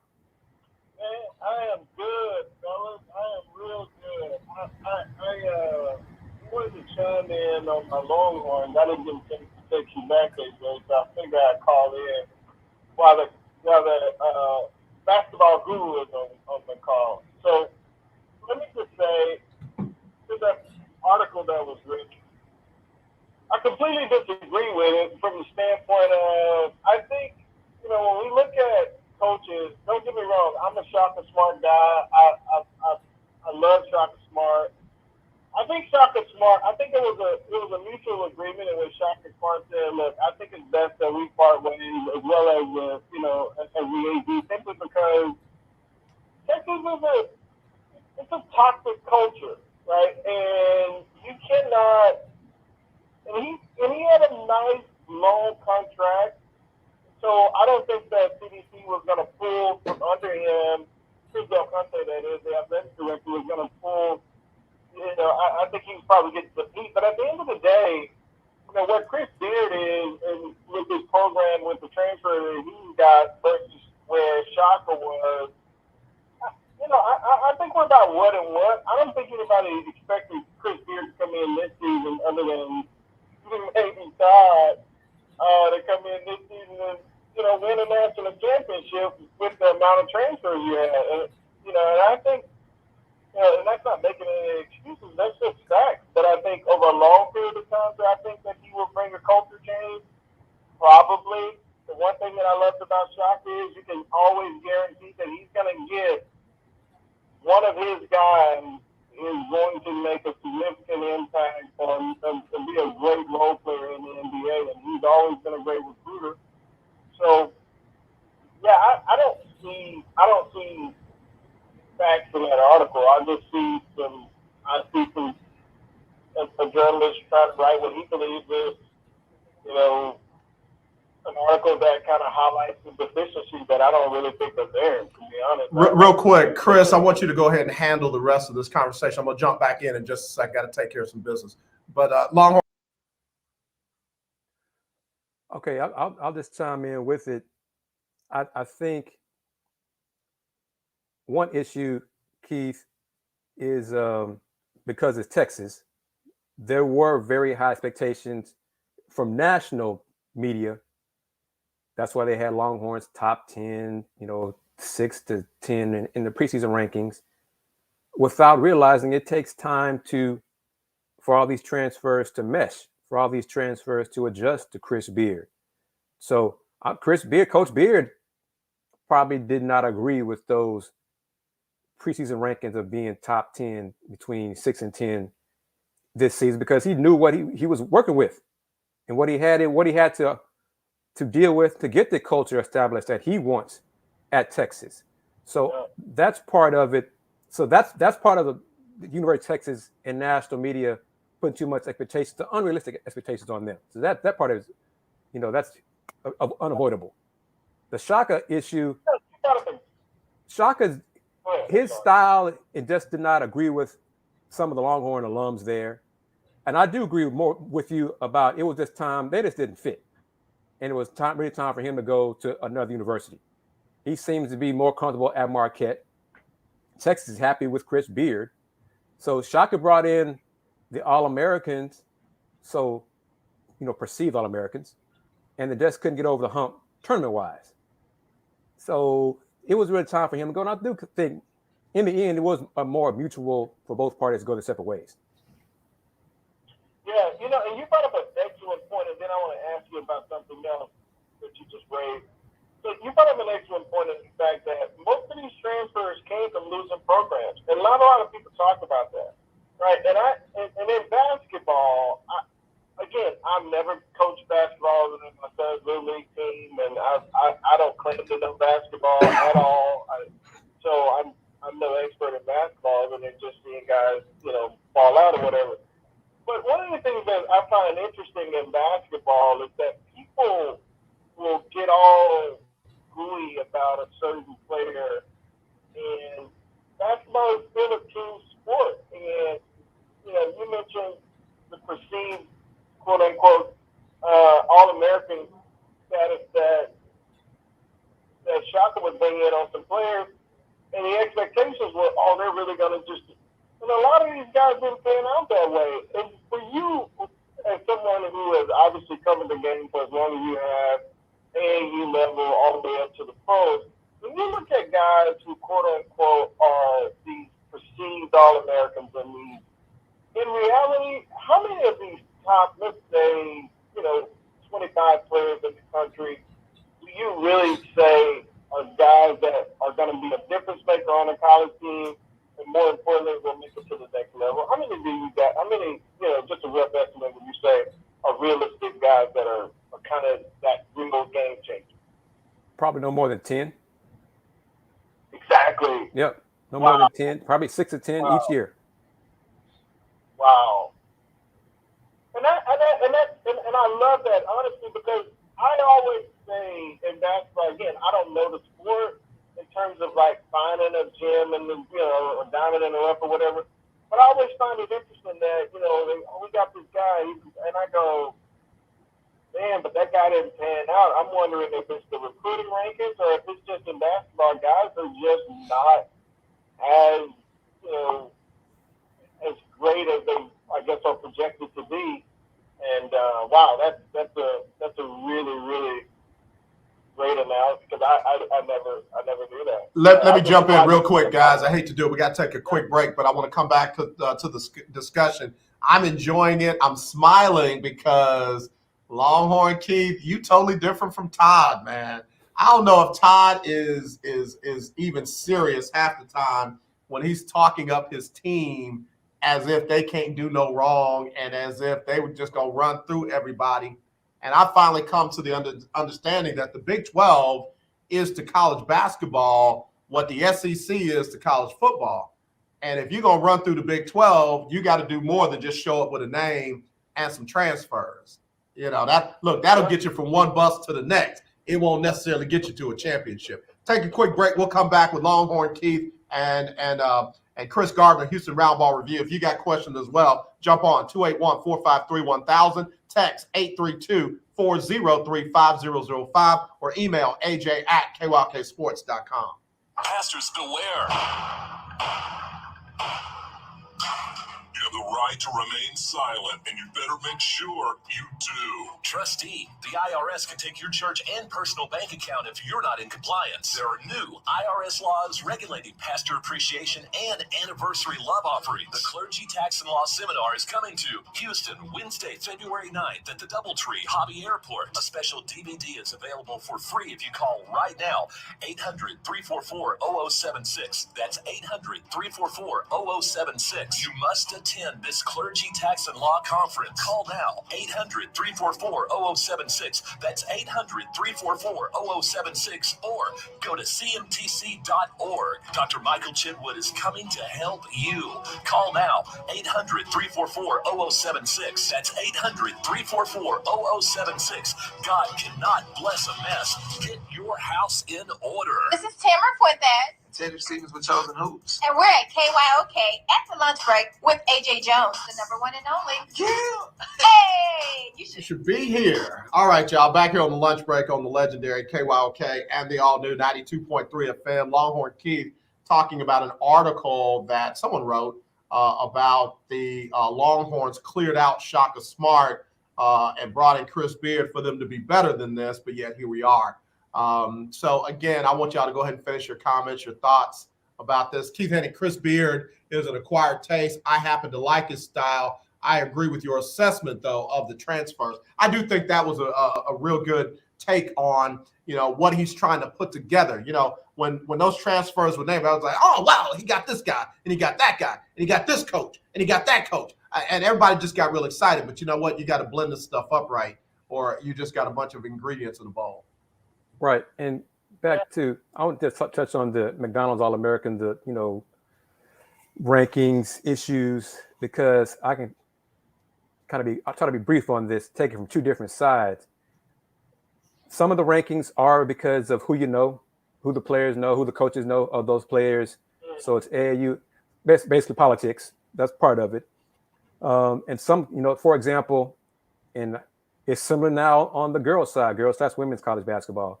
And Coach Muff McGraw made this point about UConn in recruiting rankings, a player commits to UConn, the recruiting ranking goes up. So like one day they're like 85. She chose UConn, they're 40, just because they're picking UConn. But oddly enough, Notre Dame had more McDonald's All-Americans on women's basketball than UConn did for the last 2 years that Coach McGraw was there. They had like 9, UConn had like 5 or 6.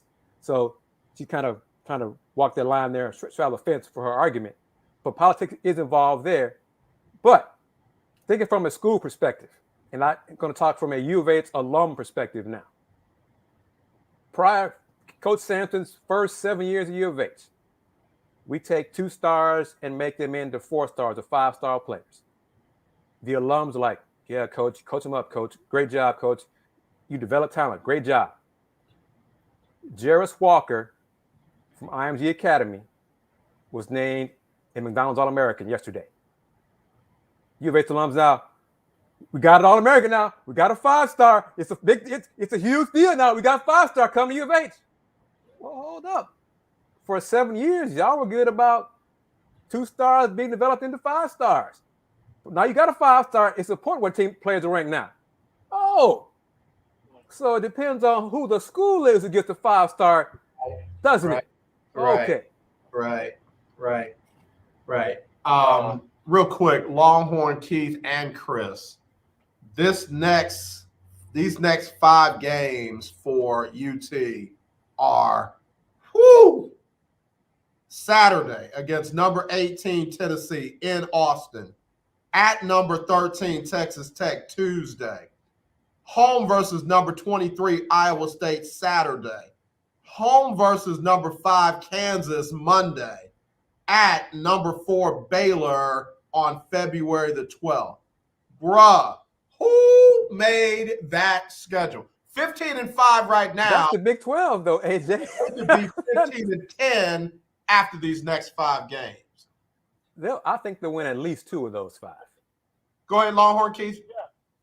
Well, it's what Kris just said, though. It's the Big 12. While we took our horns in football season, but in reality, our basketball league is probably the premier league for all of college sports when it comes for us in the Big 12. I'm speaking of, because the competitive balances are so equal, and so you can go and throw out the rankings, and you just look at on the court talent versus you take a look at Oklahoma State every year, right? They're a consistent team every year. They coach do a great job. There's not a lot of hoopla around rankings or around the players. It's just, man, I look at, like, in the Big 12, and again, of course, I think close to that because, I got tunnel vision, and that's where my school is. But at the end of the day, I find it so interesting that, you're going to run, we're running into a buzzsaw in these next 5 games, and Kris is right. Our goal is, I would hope to win them all, but in reality, I think we'll probably win 2 out of the 5. And they're all going to be tough. But it does not mean that the season is over one way or the other. I still believe that this team is still growing and learning together. No excuses being made. It's just this is a big learning curve. Agreed. And just to put a bow on it about the Big 12, especially men's basketball, because women's basketball is good too, especially this year it's gotten better from top down. Men's basketball, Oklahoma State is the only men's team in the Big 12 that is not eligible for the NCAA tournament because of previous, I'm not going to read all that kind of stuff, NCAA making this lame decision. But so that's 9 teams eligible for the tournament. 8 of them are projected to be in the NCAA tournament. 8 of the 9. Gotcha. Only the 9th one that's not is Kansas State. So 8 out of 9, that's 89% of your conference is projected to be in the NCAA tournament. That's just fact right there of numbers of how talented and how deep the Big 12 is men's basketball. All right, let me say this. I'm going to ask you both this. How many games can UT afford to lose and still make the tournament? They're 15-5, you say, right, AJ? Yep. Oh, they could probably be almost right around 500 to make the tournament. because the Big 12 is so great. And in terms of the tournament teams, every road game in the Big 12 in conference play counts as a quadrant 1 win in terms of the committee. Okay. Everyone. All of them. Yeah. Longhorn Keith, what do you think? Yeah, I have to defer to Kris on this one. I mean, he's the guy. He's the basketball expert, and I don't want to see him at 500 get into the tournament, but that's the reality of where we are, man. I mean, I think Kris Beard and his coaching staff are doing the best that they've gotten with what with developing this team. I think that they will probably be just above 500, but I do think that they make the tournament. And who knows, going into the Big 12 tournament, I think they'll hopefully, they'll really be in a position where they're now playing with basketball together. Yeah. Appreciate the call, Longhorn Keith, as always, man. I love your objectivity. So thank you, man, for being who you are. Absolutely, man. Y'all have a good day. All right, you, man. Longhorn Keith, he's serious about his team. So that's an interesting statement, though, about that they could be right about 500, still make the tournament, because there's still some games because of the teams schedule in the conference. I don't think they're going to finish 20-9, something like that, whatever. They'll be fine. But I'm just saying, if they win a losing streak, they'd still be fine because of the quality of the opponent. Yeah, I got you. Let's switch over to the SWAC real quick. Southern is not showing any let up. 6-1. FAMU 5-2. Grambling has jumped up to 5-2. Alcorn 5-2. And here comes TSU and Prairie View 5-3 and 4-4. Last Thursday, brother, we said we were going to find out about the Bama schools because they're coming to town. Well, both State and A&M left town with 2 losses. That's right. Yeah. So it's now TSU, PV rising up. I think most of PV's wins are because of forfeits because of COVID. So Byron Smith, he's turning around that one bad loss against Valley, though. That's ugh. But TSU and Prairie View on the hill this Saturday. I'm looking forward to it. So yeah. Prairie View coming into that with wins over Alcorn 74-73, Alabama State 70-67, and Alabama A&M 72-48. And then again, Saturday night, 5:30, up at Prairie View, it'll be Texas Southern coming to town for a big conference matchup. TSU over the last few games, they've got a win. They lost that one to Jackson State 61-58. Then they beat A&M 78-44, and then beat State 73-66. So TSU is, I think both PV and TSU are starting to play better. And I'm looking, hopefully, I am very glad the SWAC moved the first matchup between rivalries throughout the conference to take place once schools is back in session for now the spring semester. Because too many years recently, the first matchup of TSU Prairie View, as an example for us, took place in early January when school was not in session. So a crowd wasn't as great. Right. Baby Down should be hyped and packed on Saturday, just full of folks. So that should be a great environment. Yep. On the women's side, Jackson State undefeated, 7-0. Southern, same conference record as the men, 6-1. Then you got Grambling 4-3, A&M, Alabama A&M 4-3, Alabama State 4-3, Pine Bluff 4-4, and then you got Prairie View and TSU both there at 4-4 as well. Jackson State's the best team, women's basketball in the conference. Period. I mean, it's hard to go undefeated in conference play, but they are the best team in the conference. Well, they're showing it. They're showing it on the court, and you can't sneeze at that. But I gotta say, I'm pretty impressed with the job that our girl Coach Cynthia Cooper, is doing right now with I don't want to call them ragtag, but man, she's pieced something together down there. They're getting healthier as they possibly can be. So talent is there. Ty Bridges, is one of the best players in SWAC. 5'6", 5'7" guard, to a little bit of everything. I have to question her about her. Let me mention this to you, man. A little bit off topic, but about Ty Bridges. She said on my mentee, Tamer Knight's Tamer's a host of TSU Sports Show on AT&T Sportsnet.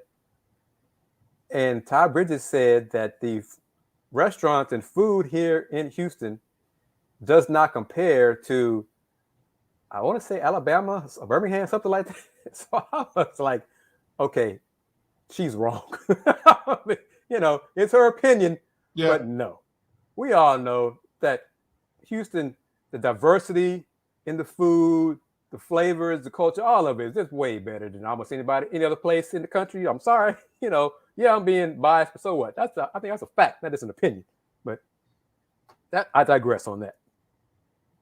Yeah, no, a lot of folks like to be strong with their opinions, and that's okay. Ain't nothing wrong with that. Tell me what you know about Toya Wilson. What do you think of her up there at Prairie View? You mean SMU? Oh, I'm sorry. I thought she was who's the Prairie View head coach? Oh, Toya, Coach Pugh, Sandy Pugh's at Prairie View. She left Southern to go to PV. Yeah, Toya's not at SMU. Right, Sandy Pugh. My bad. I'm sorry. Yeah. I pulled up bad information. What do you think about her? What are your thoughts about her? Coach Pugh, she's a lifer. And I mean this with respect. She's an old school coach. Okay. I'm an old school player, an old school person. She's an old school coach. Okay. So she's going to maximize what she has from her players. So she surprised some people when she left Southern to go to PV. It's going to take her not too much longer to turn things around. And really, COVID impacted every program, right. Some more than others. I think right. PV's taking a bigger hit than other programs. So the PV will be fine under her leadership.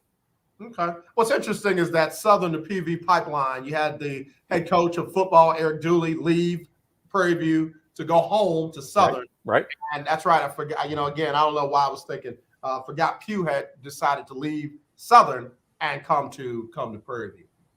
But yeah, Toya Wilson was at PV. Then she went to Baylor staff, Michigan staff. Now she's first-year head coach at SMU. And I think she's going to do a great job at SMU. Good. Let me take a break. We'll come back. We'll wrap it up right after this. Kris Gardner, Houston Roundball Review on the lunch break. Throwback Thursday. Hi, this is Candace Houston. Tune into my new radio show called Candid Plug.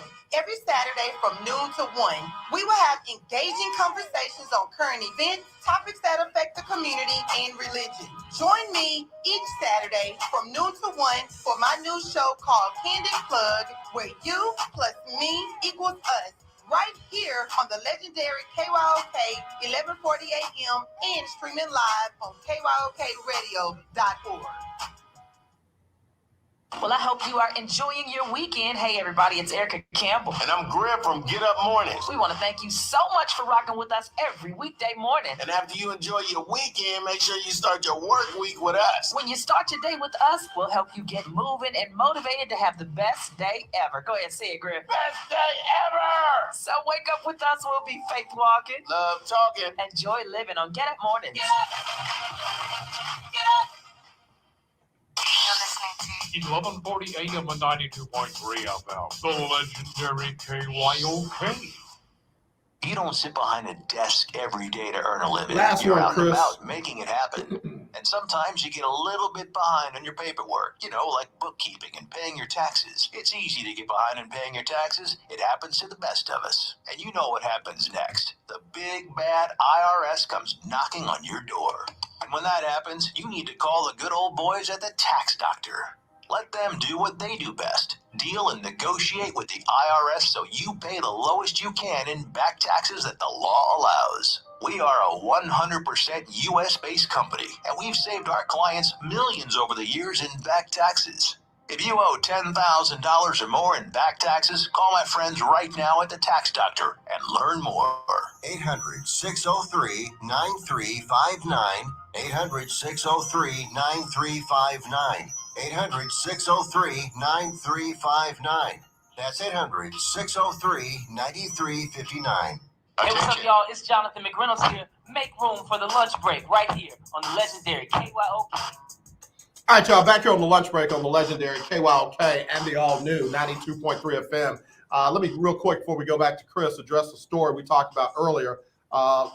Willie had sent me a thing from a young man down there in Florida about Byron Leftwich wanting Trent Baalke out and Adrian Wilson in. It is official. Trent Baalke is out as Jaguars general manager. Adrian Wilson in, which means Byron Leftwich should be the next head coach of the Jacksonville Jaguars. And I, for one, am very happy about that. B loves that city. That's where he made his name. And, oh, yeah, by the way, I think he'll do a good job with the young quarterback, Trevor Lawrence. So we'll be hoping to make that announcement again real soon. Kris, Gardner, Houston Roundball Review, get ready to wrap it up with us here on Throwback Thursday on the lunch break. And, Kris, before I got in today, I was thinking, you messed me up last week about the regular season, man. Like, I promise you, I don't look at it like I did anymore. So now I'm looking at not just the standings, but teams that are 4 out of 7 ready. Okay. Teams that are legitimately 4 out of 7 ready. And when I look at them like that, now all of a sudden, these records don't look as good in playoff terms as they do in regular season. And I'm going to tell you a team right now that I don't know if they're 4 out of 7 ready yet, and that's the Golden State Warriors. Agreed. Well, especially if Draymond Green isn't healthy and now Clay's knee issues or whatever, he's not able to play consecutive games, back-to-back, things like that. So, yeah, I would not pick them as a team to beat in the West. I pick Phoenix right now. So and to your point, Phoenix literally looks like the best 4 out of 7 team ready team in the West, if not in the NBA. Phoenix is the best team. Golden State is, because of Steph, they're a national brand, and people want to see Steph in the playoffs do well, all that kind of stuff. But that has little to do with how far they can go in the playoffs. Okay, so we're coming from a basketball perspective, not from a entertainment perspective. Yeah. But I want to get back to our man Ben's question about the Rockets trading for John Wall. It was earlier in the comment section. Okay, yeah. Go ahead. If they get the Lakers to give a first-round pick, yeah.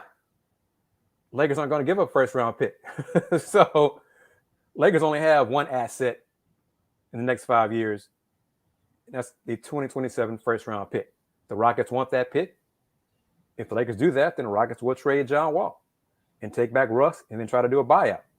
But I said this, doing cross-promotion here, brother, like other folks do. I said this on my Let's Talk Houston Rockets live stream show on Sunday. Russ don't want to be here. Yeah, no, he doesn't. The Rockets know that. Russ, yeah. I'm sure Russ's people called the Rockets up as soon as the rumors about this discussion last week broke. Y'all know I'm not going to play for y'all, right? Right. So we better get talking on the buyout because there's no way I'm coming back to y'all. Yeah. So, but the Rockets just want the first-round pick from the Lakers. Yeah. The Lakers don't want to do that, give up first-round pick. So somebody's going to blink. Until somebody blinks, nothing's going to happen. Yeah. No, I appreciate that update. All right, let's close it out. I picked my Suns, or the Suns, excuse me, they're not mine, as that team in the West. Who is 4 out of 7 ready in the East? Miami is right now number 1, Bulls number 2, Cleveland surprisingly number 3. Then you got the Nets, the Bucks, and 76ers in the top 6 in the East. Best 4 out of 7 ready team right now. I'm not going to change it, but I'm wavering a little bit, but I'm not going to change it. I'm sticking with the Bucks because they've done it before, been there, done that. They got to get healthy. I think they're kind of bored right now. Mid-season, around the All-Star break, some teams go through this, especially championship caliber teams kind of go through these little doldrums. And it's not Cleveland. Sorry, Will. But I'm going to stick with the Bucks. Yeah. No, I got to agree there because, again, when I look at Miami, it's like, okay, all right, got a lot of faces, a lot of names, but the X factor in all of this is COVID. The X factor in all of this is college, pro, any sport, the X factor is COVID. And when I look at these rosters, can the Heat take the Brooklyn Nets 4 out of 7? Can the Bulls take Cleveland 4 out of 7? What if Miami jumps up there? What if the Bucks jump up there and take the Nets out because Kyrie can't play the home games and because Kevin's knee is not 100? Right. And that's one reason. Those are two reasons why I'm not picking the Nets. Kyrie can't play home games, and KD's not healthy. Well, that's two big important pieces to the Nets puzzle right there. Kris Gardner, Houston Roundball Review. Tell everybody where they can find you and follow you and all the great stuff that you do. And please tell them about Folks Talking Sports, since Willie Gibson wanted to protect all the gems for the show. Folks Talking Sports, our next live stream will be this evening, 7 p.m. Central Time, 8 p.m. Eastern. I was trying to reach out to one of my colleagues on the women's basketball side, Miss Cheryl Coward from Hoop Feed.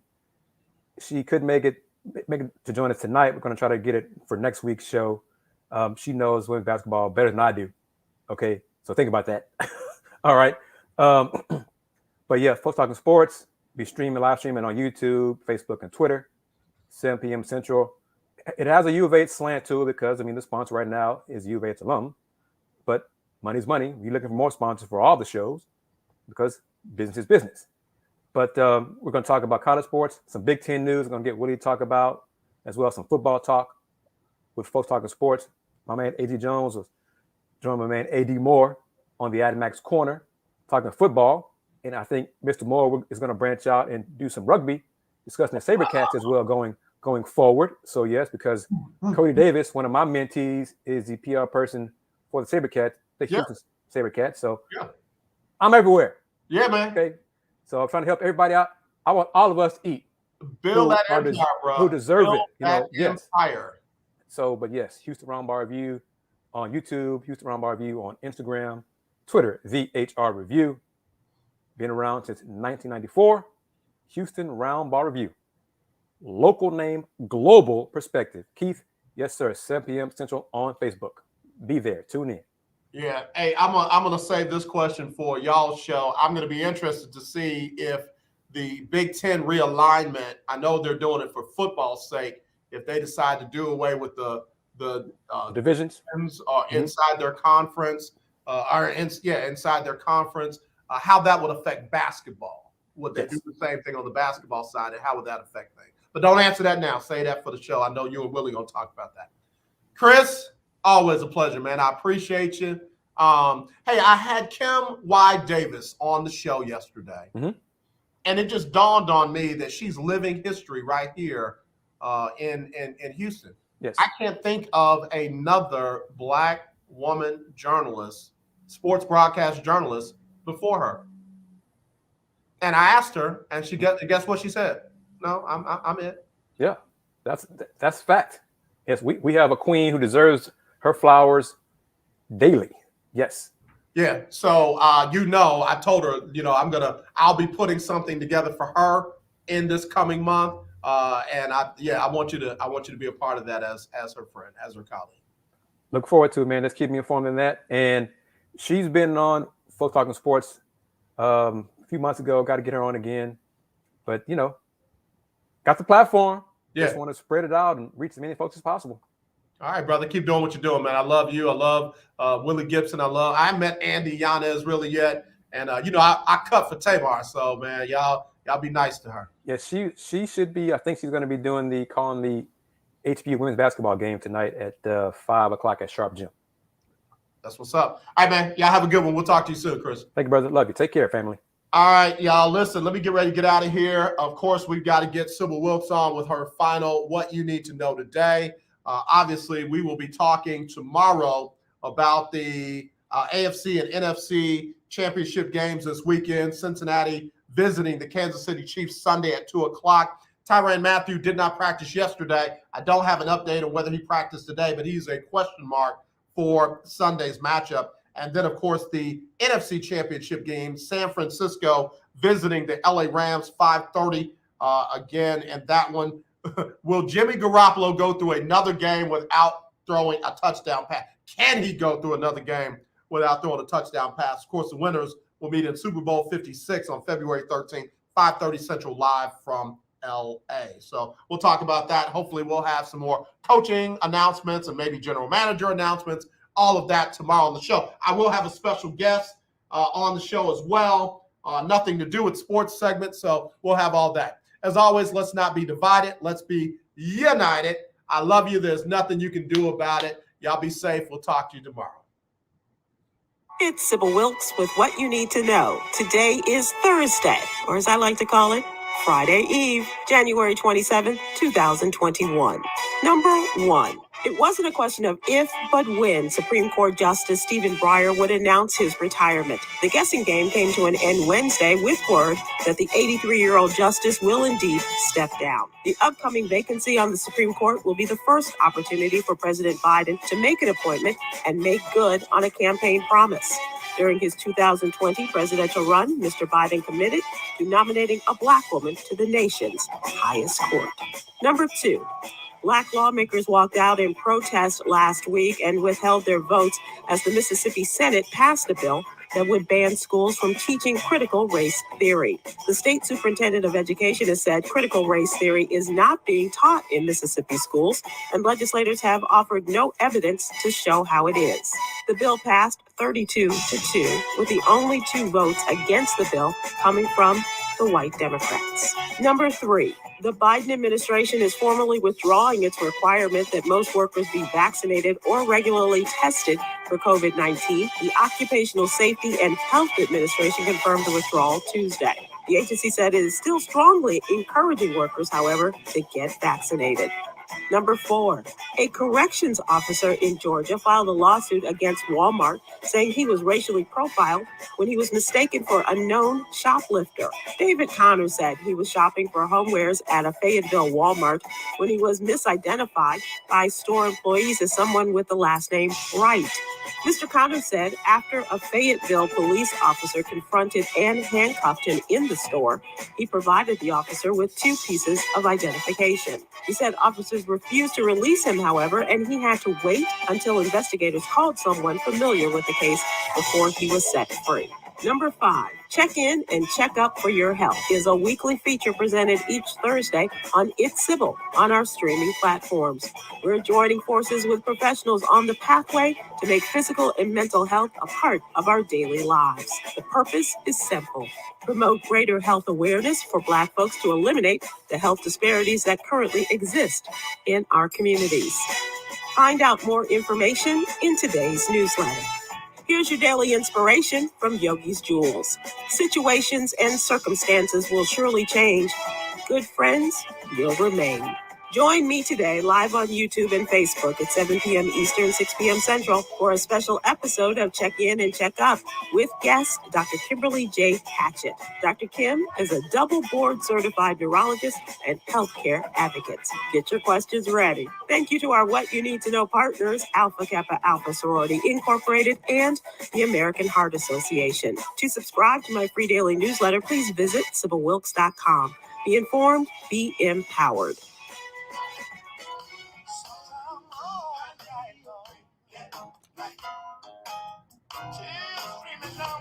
All right, y'all. I hope y'all enjoyed the show. You know I definitely enjoy each and every one of you. I want to thank my special guest, Kris Gardner, Houston Roundball Review. I want to thank Longhorn Teeth for chiming in. Definitely want to thank Ben Sutter III for allowing us to be a part of the BS3 network. As always, not this, definitely this, y'all. We'll talk to you tomorrow. Y'all have a great day.